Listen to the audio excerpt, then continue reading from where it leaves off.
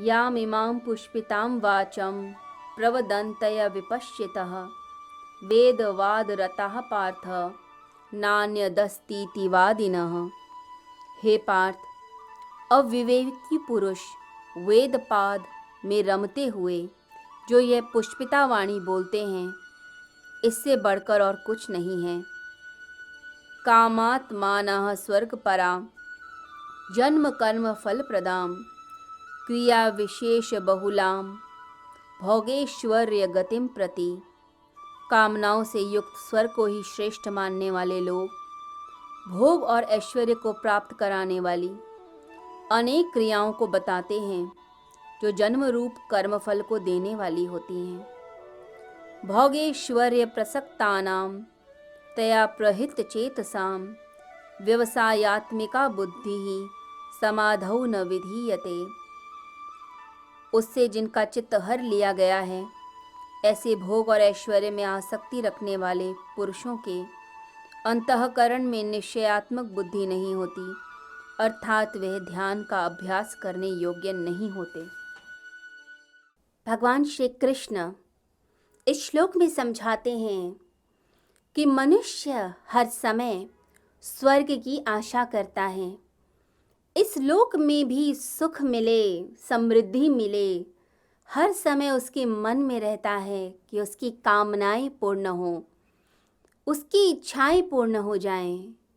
बस उन कामनाओं के पीछे ही भागता है। इस संसार में वह चाहता है कि सुख उसका फैलता जाए, इतना सुख मिले कि घर सुख से भर जाए। हर समय कामनाओं की पूर्ति के लिए लगा रहता है। दान पुण्य भी करता है तो इसी इच्छा से कि स्वर्ग की प्राप्ति हो जाएगी, स्वर्ग मिल जाएगा। उसके लिए सुख स्वर्ग में भी है, सुख इस संसार में भी है। वो सब सुखों को अर्जित करना चाहता है, वासनाओं की पूर्ति करना चाहता है। भगवान कहते हैं, जो इच्छाओं से प्रेरित होकर कर्म करते हैं, ऐसे सकाम कर्मी जो हैं, जो इच्छाओं से प्रेरित होते हैं, वो कभी भी निष्काम कर्म के रहस्य को नहीं समझ सकते। ये निष्काम कर्म का जो रहस्य है, ये वही व्यक्ति समझता है जो इच्छाओं से प्रेरित होकर कर्म नहीं करता, जो प्रभु को अर्पण करके कर्मों को करता है। तो भगवान को अर्पण करके जो कर्म करेगा वो निष्काम कर्म करता है। इच्छाओं का लोग त्याग कर देते हैं, संसारिक इच्छाओं का, लेकिन फिर आध्यात्मिक इच्छाएं शुरू हो जाती हैं। स्वर्ग मिल जाए, परलोक में हमारा स्थान हो जाए, हमें वो सब चीज़ें जो इस लोक में नहीं मिली तो परलोक में मिल जाएं, तो ऐसा प्रलोभन मन में आता है। भगवान कहते हैं, निष्काम कर्म का अर्थ यह नहीं कि संसार की इच्छाएं छोड़ दो। भगवान कहते हैं, इच्छा मात्र को ही छोड़ दो, चाहे वो संसार की हो या अध्यात्म की या ईश्वर की। सिर्फ कर्म को एक प्योर एक्ट बना दो। कर्म आनंद है, खेल बनाओ। खेल खेल में करोगे तो जिंदगी स्वर्ग ही है, यही स्वर्ग बन जाएगा। फिर भविष्य में स्वर्ग की इच्छा नहीं, क्योंकि भविष्य जो कल है वो तो कभी आता नहीं, आता हमेशा वर्तमान है। तो इस वर्तमान को ही जी लो। तो भगवान कर्मयोग को समझाते हैं और कहते हैं कि मनुष्य स्वार्थी है। वो तो सांस भी लेता है, तो सांस भी इसलिए लेता है क्योंकि जीना है। यदि पता चल जाए कि सांस लेने की ज़रूरत नहीं, तो व्यक्ति सांस लेना भी छोड़ दे। बिना किसी कामना के, बिना किसी फल के तो मनुष्य इतना सा भी काम नहीं करना चाहता। वो आलस्य में बैठना चाहेगा। यदि पता चल जाए कि लेटे लेटे ही सब कुछ हो जाए तो व्यक्ति कभी उठकर चले भी ना। तो निष्काम कर्मी जो होगा वो सकाम कर्मी की तरह कभी कर्म नहीं करता। वो अपने कर्मों को आनंद बनाता है, अपने फलों की तरफ नहीं देखता, क्योंकि फल तो आने ही हैं। उसकी चिंता, डर और भय में क्या बैठना। वो प्रभु को अर्पित करके आनंद से जीवन को जीता है। परमात्मा के दैविक आनंद को अपने भीतर उतरते हुए देखता है। अकबर ने एक बार तानसेन को बोला कि तानसेन, तुमसे बड़ा संगीत का जानकार मुझे तो नहीं लगता कि कोई इस संसार में है। तुम्हारी जैसी ऊंचाई किसी ने भी प्राप्त नहीं की होगी। तुम जो गाते हो उस गाने में एक रस है, आनंद है। तुम्हारी बात ही कुछ निराली दिखती है।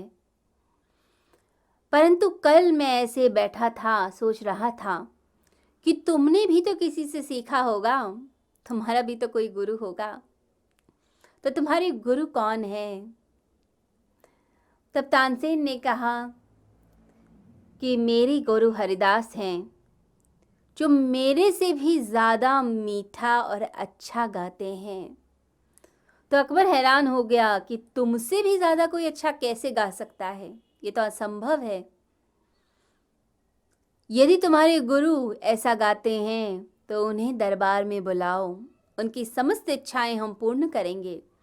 जितना धन चाहिए धन ले लें, कोई राज्य चाहिए तो राज्य दे देते हैं। तो तानसेन ने कहा उनकी कोई इच्छा नहीं है, वो किसी इच्छा के वशीभूत नहीं है, वो तो अपने आनंद में मग्न होकर गाते हैं और किसी दरबार में नहीं गाते। यदि आप उनको सुनना चाहते हैं तो रोज़ सुबह यमुना के तट पर वह सुबह सुबह उठकर 3 बजे वह रियाज करते हैं, प्रैक्टिस करते हैं। उस समय आप उन्हें सुन सकते हैं, और वो भी छुपकर। तो अकबर ने तानसेन को कहा कि चलो कल चलते हैं। तो दोनों सुबह उठे और छुपकर यमुना के तट पर किनारे पर झाड़ी के पीछे उनके गुरु हरिदास की वाणी सुनने लगे, उनका भजन सुनने लगे। अब हरिदास तो प्रभु के प्रेम में मग्न होकर निष्काम कर्मी की तरह अपने गीत को गा रहे थे। इसलिए नहीं गा रहे थे कि कोई सुने और अप्रिशिएट करे, वो इसलिए गा रहे थे क्योंकि प्रभु को रिझा रहे थे, प्रभु का प्रेम बह रहा था। किसी चीज़ की इच्छा नहीं थी, प्रेम की वशीभूत होकर गा रहे थे।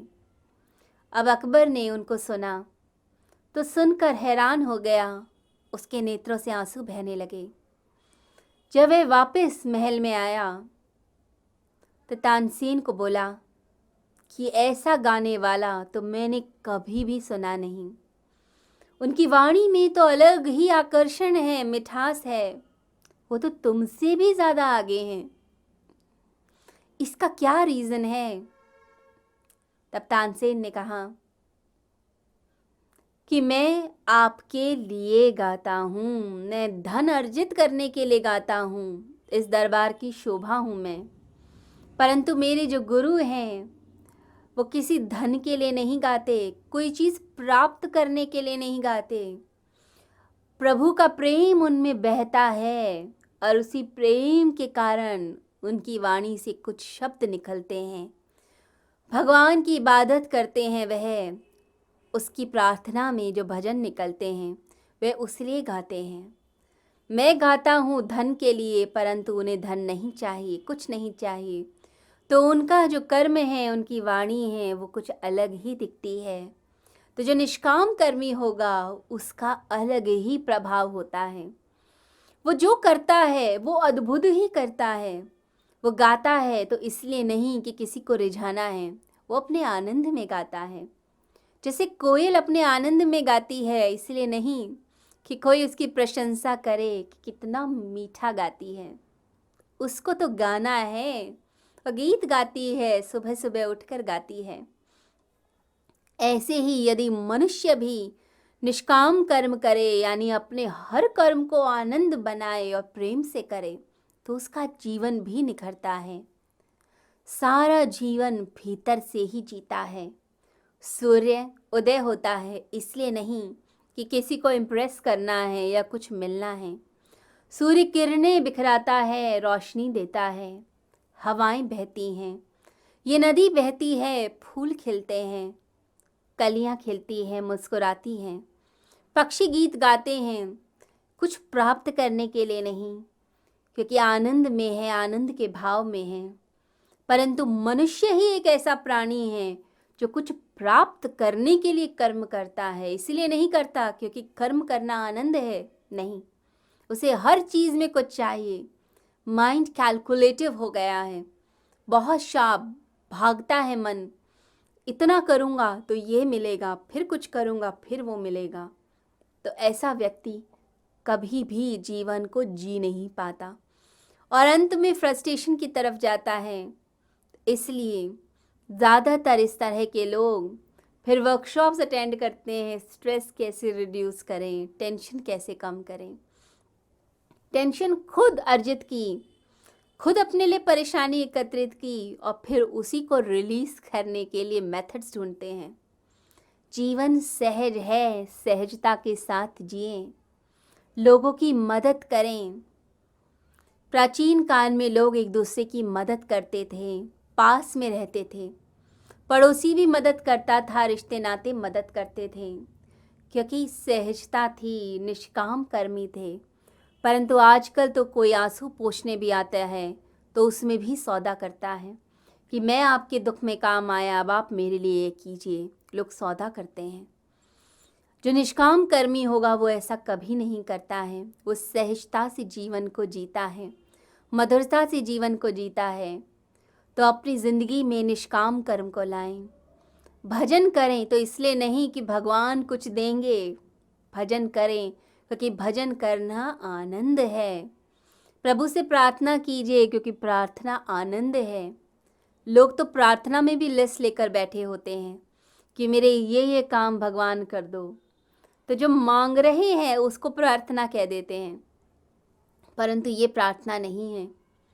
प्रार्थना मतलब हृदय की बात, भगवान से वार्तालाप, प्रेम का संवाद, जैसे दो प्रेमी संवाद करते हैं, वो है प्रार्थना। तो भजन, प्रार्थना, कीर्तन, किसी की मदद करना, रोते हुए के आंसू पोंछ देना, उसकी बात सुन लेना, क्योंकि सुनता भी कौन है इस संसार में, ये भी निष्काम कर्म है।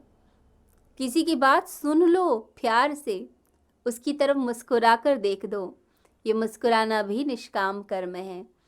किसी का कोई सामान गिर गया, उठाकर दे दिया, कोई राह भूल गया है, उसे राह पर लेकर आ गए, ये सब निष्काम कर्म में आते हैं। तो निष्काम कर्म का अभ्यास कीजिए, छोटी छोटी चीज़ों से शुरू करें तो जीवन स्वर्ग बन जाएगा।